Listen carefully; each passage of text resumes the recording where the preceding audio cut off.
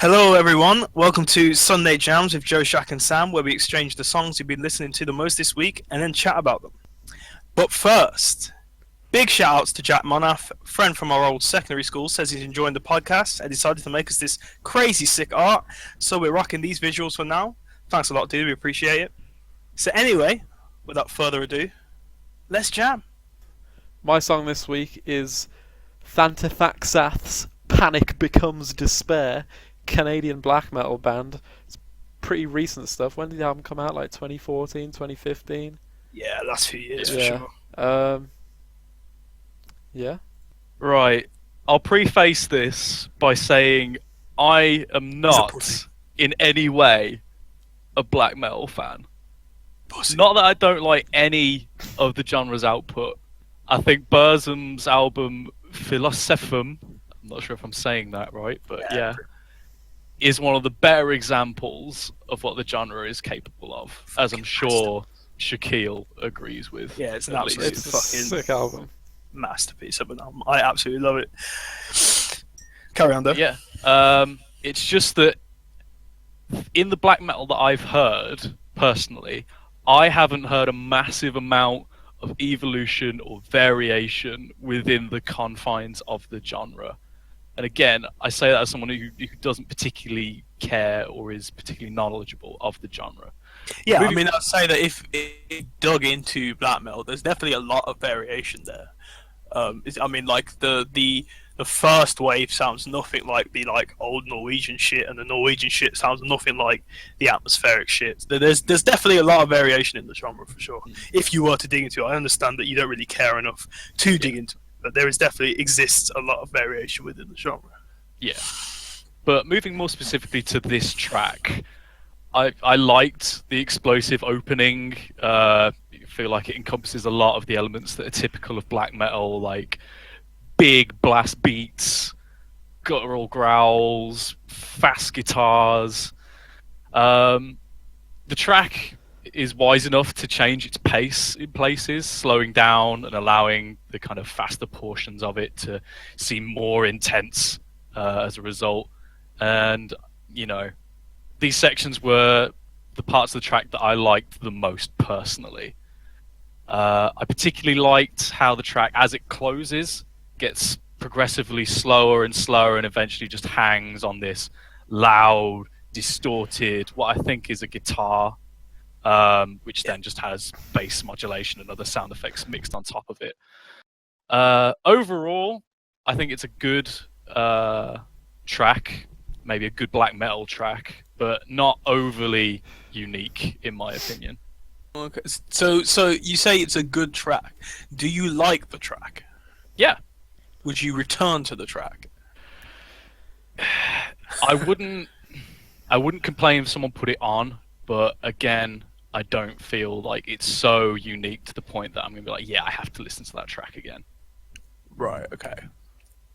Okay. Fair enough. Fair enough. I feel like you need to listen to more to be able to fully appreciate the differences. Yeah. I mean, I'm not really sure what you mean by unique. I mean, by what standard is regular black metal, for example? From the examples of black metal that I have heard, Which are? I can't just list them. But I mean, like, what kind of? In, What kind? Just kind of describe what do you have in your mind when you think of regular general black metal? like I said, just sections of music containing big, loud blast beats and fastly picked guitars, maybe a growl or a scream as the vocal style.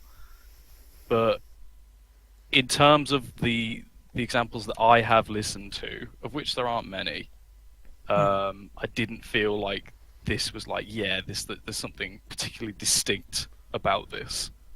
Right. Okay. Okay. Yeah. I mean, yeah. Like you say, you're not well versed in the genres, so. It's But kind I liked it. I thought it was decent. It was good. Okay. Fair enough. Yeah.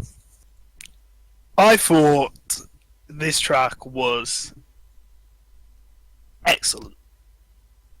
I really love this track a lot. It was a nice surprise actually, because I kind of had an idea in my head of what Thantifaxath were going to be like. And I don't really know why. I think it's partly due to the album cover and the general kind of shallow aesthetics that made me think, oh, it's going to be some, modern style black metal. It's going to be, I don't know, the girl crying and shit. It just feels so, doesn't feel as raw as what one might hope, I suppose. Yeah, but I don't think the album cover reflects what this song sounds like. Yeah, for sure. I mean, I haven't listened to the album. Don't know if the rest of the album is the same kind of tone, same kind of feel. But this track, yeah, I really love this track. The vocals are very nicely muddied, I think, and the production is very reminiscent of that kind of, for me, that golden age of black metal. The 90s Norwegian mayhem, Burzum, Dark Throne, etc., etc., etc. It's the way it's produced is very akin to that kind of feel, which is definitely a positive for me, like a huge positive. I'm a much bigger fan of old school black metal than I am of the kind of new school black metal. And also, me and Joe were actually discussing the other day about how we're both not at all fans of the whole overproduction culture that is just sweeping metal music at the moment. Yeah, like it's too much. It was Within Temptation's Faster that spurred this conversation. Yeah, like Within Temptation is just absolute perfect example of just way overproduced shit. Like, Disturbed. Yeah, we're really not a fan of overproduced metal.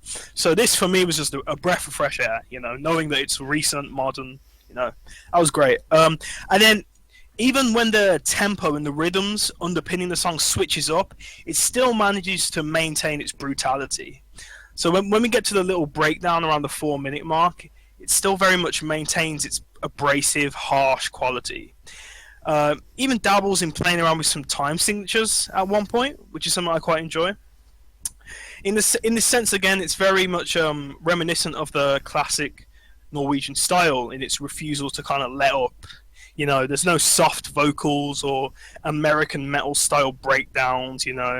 There's no sense of discontinuity like you get with a lot of the atmospheric black metal songs of modern day. Some of them will switch from this pummeling evil sound, and then all of a sudden, they're playing acoustic guitars and there's a lot of dimps in the background, and it's just like they like to switch things up really quickly in the whole atmospheric black metal scene. But with this, there was a lot more continuity with the atmosphere and the feel. The track just pulled no punches, and even when it lets up, it doesn't let up, in a sense. Yeah, this is just what I want to hear in new modern black metal, because it isn't just throwback old Norwegian black metal worship. It's not just that, the riffs and the way they kind of ascend and descend. It's not typical of the kind of extreme wall of sound style of the older black metal. The riffs have, I'd say, a bit more breathing room, but also they have a more clearer sense of melody than you might find on a Blaze in the Northern Sky or something like that. It captures the old black metal kind of feeling while still being able to make their own artistic statement on top of it. And it extends past just throwback music, So yeah, that's about it. I think it's really great, and definitely got to check out the album now. I recommend it. I am very happy that you liked it a lot. I knew Sam wasn't gonna, but hey, I said it was decent. I didn't not like it. Yeah, but I know you don't like think that. What are you talking about? If I didn't think that, why wouldn't I just fucking say so? It just sounds like all the other black metal I've heard, but it's good. Racist. It's all right, Shakeel said that it reminded him of Mayhem, etc., which I haven't had any experience of, but to take like the main thing, which I think is like the best black metal I've heard, which was Burzum, I really didn't think that it went far enough in terms of its production, for example, to sound so horribly distorted. I did think it was a bit too clean. Well, then you haven't heard how clean black metal can get, then, because black metal can get a lot cleaner than how this sounds and how this is produced. Like, it's cleaner than the old black metal. It's way cleaner than the old black metal, because that was intentionally as lo-fi as it could possibly be. Like, they were seeking out the most lo-fi equipment they could find. They were recording on like fucking, you know, built-in mics to like headsets and shit like that. Yeah. But like, well, not headsets because we talk about the 90s, but you know, just like shitty built-in mics and crap like that. Yeah. But this is it's probably produced on proper equipment, which is a step up from Norwegian black metal.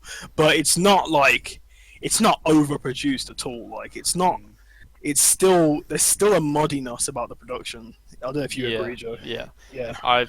It's got that kind of lo-fi sound to the vocals, especially. Yeah, the vocals definitely. It's got that fuzzy distortion to it that reminds me of older stuff. Whilst also it's got those like weird time signature and breakdown bits and like discordant riffs and stuff that remind me of newer stuff like Altar of Plagues. Right. Yeah. Rip Altar of Plagues. Yeah. But yeah, I just really like how the structure of the song reflects the title of the song. It starts off all frantic and crazy and chaotic. It's all panicked, and then it slows down and sinks in, and just becomes all doomy and bow, bow, bow, bow. It's just sick.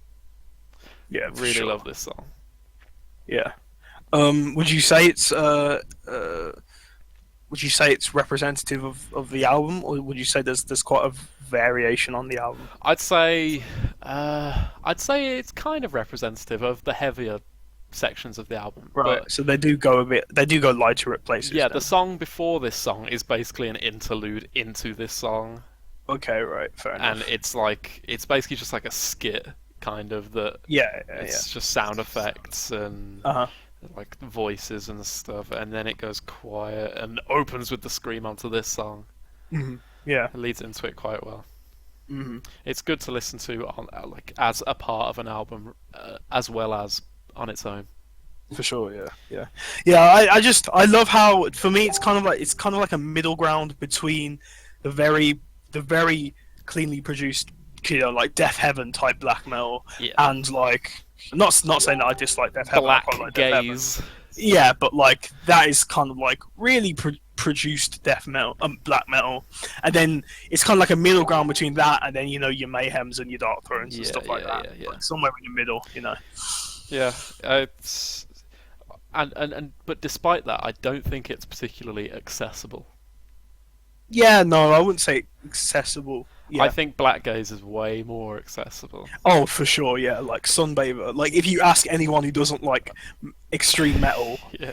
like what's the only album you like, they'll say like Sunbather. Like it's like the exception album for like hipsters everywhere. Yeah, it's a good album. It's definitely yeah. No, I like it. I'm not dissing, but yeah, it's definitely quite easy to get into. Like if I was to recommend you, Sam, like an extreme metal album, it'd probably be Sunbather, because it's just like or like an Alcest type thing. Yeah. It's basically just those two are the big ones. in that Kodama. Yeah. Listen to Kodama, it's sick. Yeah, Kodama as well. Good album from last year. I'm not sure I want to be described as one of those hipsters you just described. You're not a hipster, Sam. Don't worry. You're not a hipster. But it is hipsters. I mean, we like it, so it's not like we're dissing it or anything. Yeah, cool. I'll check it out. Mate, I collect vinyl, so Yeah, that's pretty. I have hipster. no shame. Although, you know, it's kind of becoming so popular now that it's questionable if it's even hipster anymore. Like, I think more people collect vinyls than CDs these days. Probably Hipster true. light. Definitely true. Yeah. Yeah. Okay, so my track is a song called Abiogenesis by a electronic, what they call Sybient group called Carbon-Based Lifeforms. So Sybient basically means a fusion between psychedelic and ambient. So it's kind of like spacey, trippy, ambient electronic music. Yeah. I had never heard of this genre before listening to this track. Okay. You never heard of Sybient? No. There's a lot of stuff that comes under this that like dabbles in the whole trip hop sound and shit. Yeah. It sounds 90s even though it's not. Yeah, I'm not. Which also links onto what I was going to say about how it reminds me a bunch of Boards of Canada. There is definitely some Boards of Canada I vibes. did get Canada vibes. It's those vocal samples that sound like they're taken off a VHS or something. It sounds just like Boards of Canada, that does. But yeah, I like the I like how fluid and watery it sounds when coupled with the jellyfish imagery on the cover. It's nice and dreamy and light sounding, and it's got Yeah. those warm over the top. Yeah, there's actually there's two covers to the album. This is like the remastered cover, I've seen both. and I think yeah. I much prefer the remastered cover. It definitely captures the feel of the album better, I You think. think? I quite like Yeah, the I old prefer one it. as well. I like them both, but I really like the remastered one personally. Mm, But I do like the old one. It's more kind of edgy. You know, it's like Yeah. the new one is such a clean image. You know, it looks like it was made on like yeah, Photoshop. looks or very something. futuristic.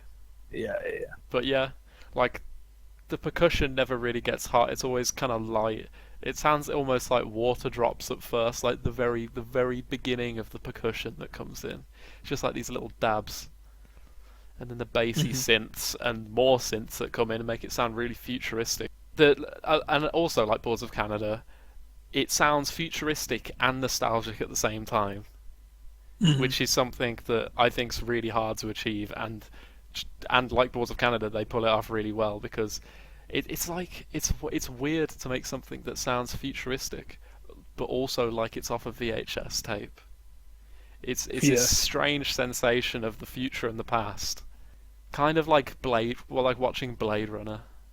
It's got that 80s feel to it, but it's also like beyond anything like you'll probably ever see in your lifetime. Yeah. And with the Vangelis soundtrack, it's just nice. Okay. Yeah. Got that. I like that feel. Mhm. I Cool. wasn't wowed by it though. This track, I wasn't huge on it. I might return to it because I'm sure it will grow on me. But on Right, yeah. first listen, it didn't like Smack you in the face. it didn't grab my attention. Yeah. Mhm. Okay, fair enough. I'm the opposite when it comes to Joe in terms of opinion. This is my favourite track of the week. Okay. So shifting from the previous track, the extreme speed of black metal, and just the kind of intense, foreboding atmosphere. Abrasive. Yeah, that's the word I'm looking for. Yeah.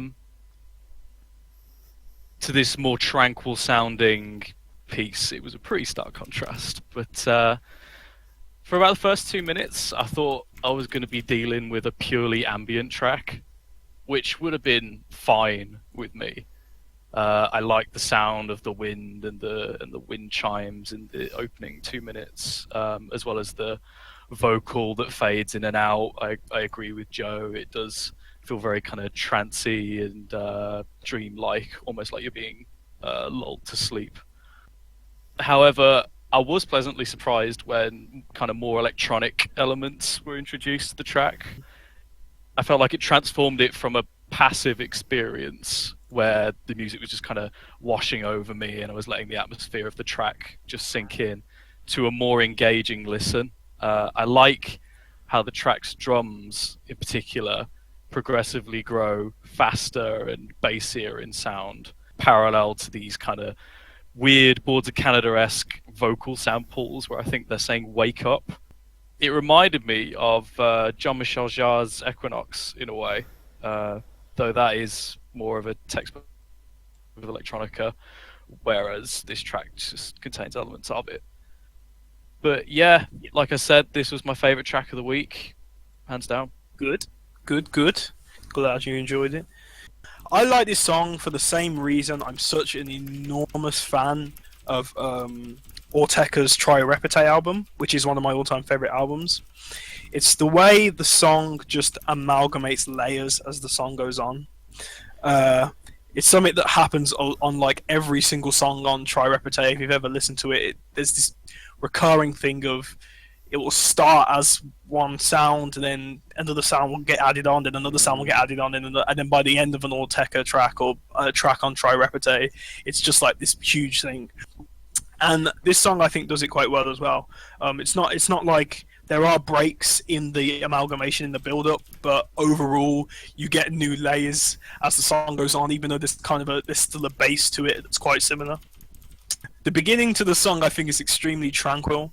I really love the various vocal samples, as already been talked about. The way they get warped and manipulated, and like you say, they kind of remind me of specifically music as the right to children. Has quite a lot of, like you say, similar vocal snippets. Fantastic album. Check it out. Yeah, for sure. If you haven't already listened to it, my pinnacle of the track is definitely around the 5 minute mark.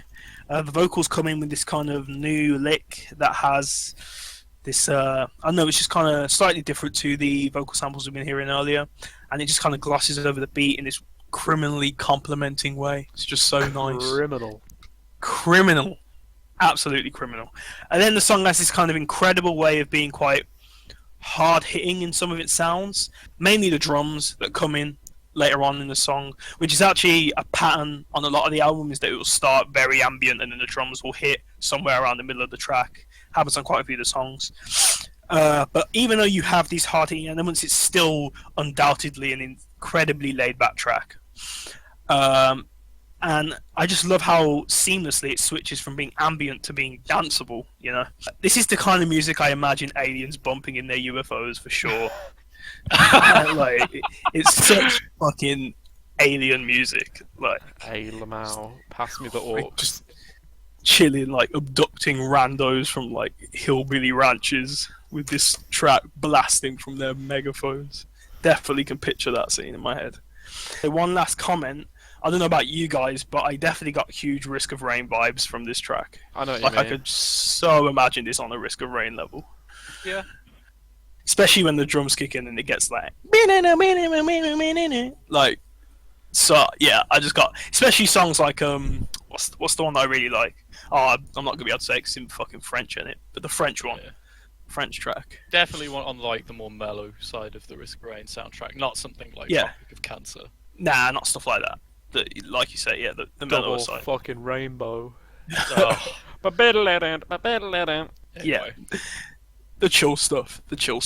So yeah, I picked it because I loved it. I've been listening to I listened to this album a few days ago, World of Sleepers, and then went back and checked the album before that, which was Hydra. What's it called? Hydroponic Garden. And they were both great albums. So it looks like I'm in for a good time going through these guys' discographies. Loving it so far. Recommend it to anyone. And yeah, there's it. my track this week is Head Over Heels from the Tears for Fears album, Songs from the Big Chair. Songs from the Big Chair is an album that's been around with me since I was very young, and I gave the album a re-listen recently, and I highly recommend it if you are looking for some great new wave with slight pop sensibilities. I chose this track over the more famous singles which come off it, like Shout and Everybody Wants to Rule the World, since I believe this track is just as good as those two tracks. I think it's better. Okay, cool. Whilst not being quite as famous, and I wanted to give it some publicity. Well, first of all, I just want to say, guys, I think we had the most successful week this week. I think every track was fantastic. I think that's the first time that's happened. So yeah, round of applause, boys. Round of applause. Yes. Because yeah, this song was brilliant, definitely. The vocal delivery is definitely where the song jumps out to me. Audible, is that what it's called? Audible.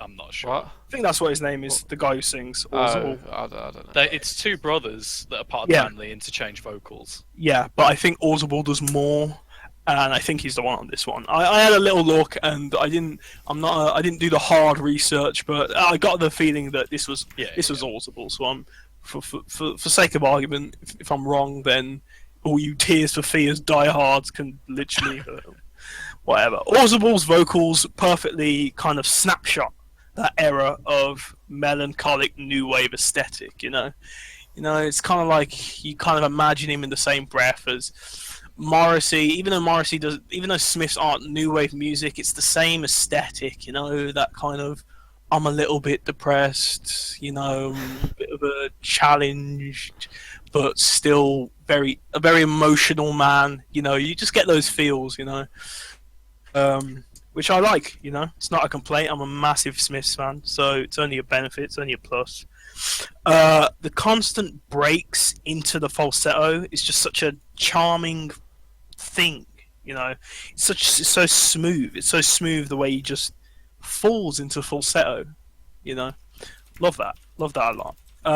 I love the moment where the kind of painfully 80s synths just dramatically attack the song at like 1.5 minutes in, and it's just loud. Just like, what the fuck is going on? Love that. Very nice. I really like the lower pitch vocals, and this might be, like you said, there's him and his brother. Did you say? I think they're brothers. Yeah. I don't know if they are. Yeah, I'm not sure, because I'm sure the other guy wasn't called Audible, actually. But anyway, the other guy, because I know it's two guys, the other guy, when he comes in with his low pitch vocals, Smith is the other guy. Yeah, and they're childhood friends. My bad. Childhood friends, yeah. So when Kurt comes with his lick, which is kind of like lower pitch vocals, it kind of I think this is right. I might be completely wrong. It might just be Audible doing 2 vocal tracks, whatever. As I say, I didn't do the hardcore research, but whatever. When the second vocal track comes in the second verse, and it's lower pitched, and it's kind of singing, hanging in the background, it's a great antithesis to the main vocals going on, because it's kind of maintaining this lower pitch, this lower register, while the other vocals covers the mids and highs. So it's just got it all, it's got it all in one. I love the chorus. How can you not love the chorus? It's so insanely catchy. And it just whacks a fat smile on your face when you hear it. I suppose my least favourite song of the track, if I had to choose one, is the kind of chanty part that happens, like, around 3.5 minutes in, the bit I'm on about. Chanty when like the woman's vocals come, that bit. I'm trying to hold on.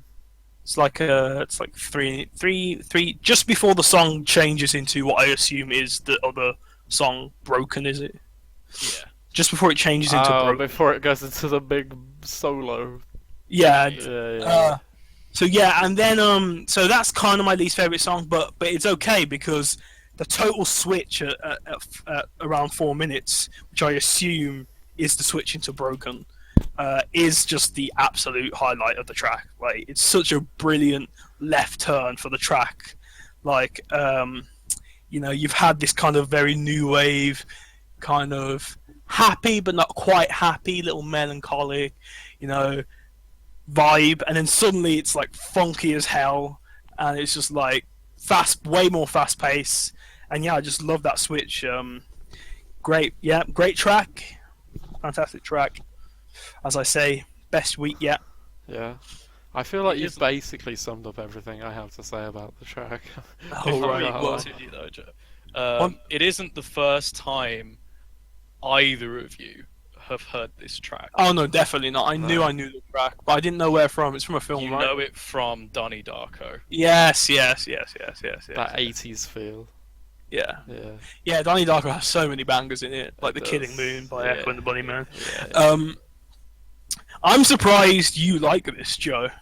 And the reason why I'm surprised you like this is because it sounds so much like XTC. It doesn't, though. It really does. I got such massive XTC In vibes. what way? What specific elements? The vocals, the kind of subtle happiness, but with sprinkles of melancholia.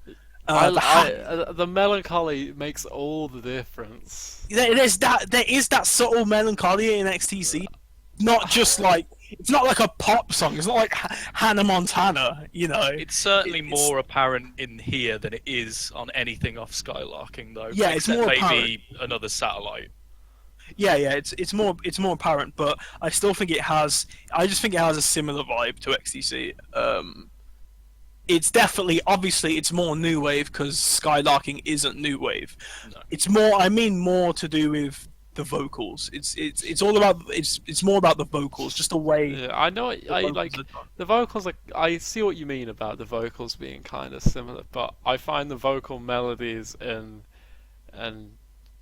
like what he's actually saying and how it all sounds and goes with the music and everything just so much less.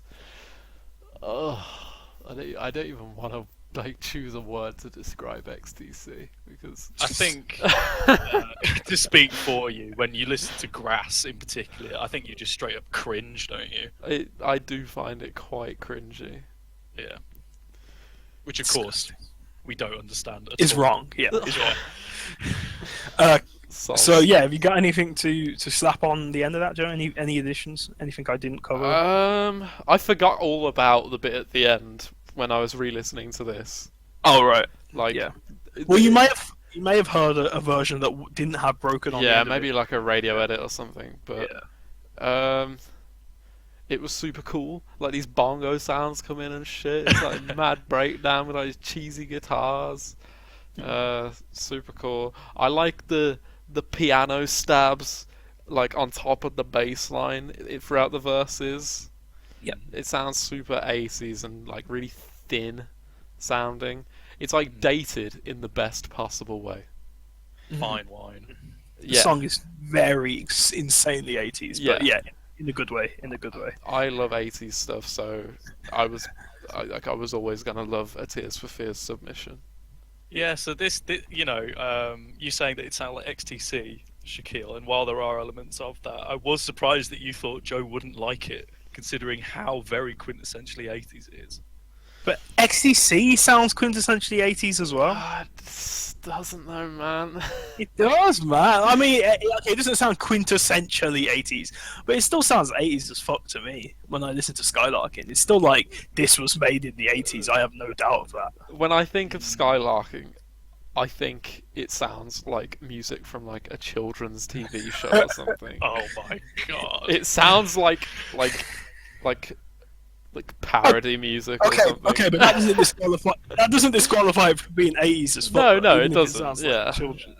Parody music. It doesn't sound. Like, it does not sound like fucking. It sounds like parody. it's like making fun of something. It's not a fucking Weird Al or It some sounds shit.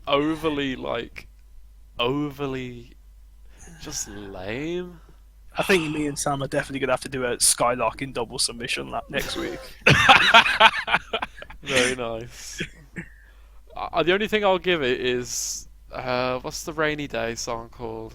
Ballet for a Ballet Rainy for a Day. Rainy Ballet Ballet. for a Rainy Day. Yeah, I like how the verses in that song sound.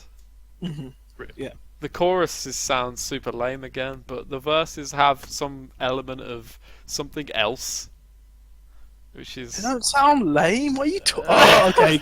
Moving on. Do you have anything else to say for yourself? No, not really. I wrote down that it like gave me like visions of like watching Top of the Pops and like you know, like when you look up like 80s performances on YouTube and it all just looks kind of faded because of how old the recording is. Yeah. That's definitely the vibe. I always get a visual vibe. I always describe music visually, which is something weird that I've noticed about my notes. But Okay. yeah, I definitely get that in my head when I listen to shit like this. I always have colours. I always get. I'm a very like. There's always a very vivid colour that goes with any song I listen to. But it's usually heavily influenced by the album cover. You know, so it's kind of like, I guess you could say it's just kind of incidental, but sometimes it's not. Sometimes it's not the album cover color, but there's always a vivid color that's like Synesthesia. yeah, for sure. I have bad synesthesia, except when I listened to the carbon-based Lifeforms track and I had very vivid chilling aliens in UFOs because I don't know, man. It just hit me. I think synesthesia applies to any two senses Oh, okay, right. interlinking. So Okay, maybe yeah. that I think there might be a more describes both specific things. word to color association. or Maybe, something. probably like chronosthesia or something like that. Maybe, yeah, something like that. To cut to the chase, as I've already said, I think this is one of the best tracks on the album and one of the best Tears for Fears tracks in general. I really like the vocal interplay between the brothers. I love the sound of the synths that pop in and out of the track, and as Shakeel quite aptly described, almost attack you suddenly. I love the sound of the piano, and I love how it all culminates in this kind of la la la towards the end, and then you get that that vocal line about time flying, being elongated and being kind of distorted, and then kicking into the funky outro of Broken. There's just so much to love about this track that Okay. I think you would have to be some kind of Ebenezer Scrooge type character to not enjoy it. I swear you thought the same about XTC though. No, that's you, bro. What? Sorry. In terms of being like, I thought you meant like, I thought. Wait, what? Never mind. Carry on. Right. You think that I feel the same way about XTC in terms of this track? Of what you just said. Being Right, Scrooge. applies to XTC. That's because it does apply to XTC. You're just a dick. I am Scrooge. Yes, you are Scrooge. Bah That's what I was trying humbug. to get across. Bah Yeah. humbug. For sure. Thanks everyone for listening. If you guys listen to the songs, what did you think of them? What have you been listening to this week? Let us know. If you want to check out the playlist that contains all of our weekly selections since we first started doing this, and also if you want to listen to the tracks we discussed today, link to all those things will be in the description below. Make sure to subscribe to our channel, give us a thumbs up, share this shit on your social media. Goodbye! Boy! Nigga.